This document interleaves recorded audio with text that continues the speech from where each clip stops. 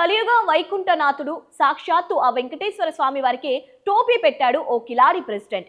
భక్తులు ఎంతో భక్తితో సమర్పించిన 75 లక్షల బంగారు కిరీటాన్ని గుట్టు చప్పుడు కాకుండా తాకట్టు పెట్టేసిన గరానా మోసం ఇప్పుడు ఏపీలో పెను సంచలనం రేపుతోంది.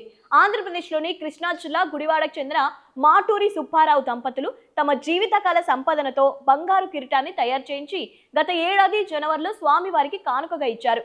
కానీ ఆ కిరీటంపై ఆలయ ట్రస్ట్ ప్రెసిడెంట్ పోకూరి మోహనరావు కన్నుపడింది.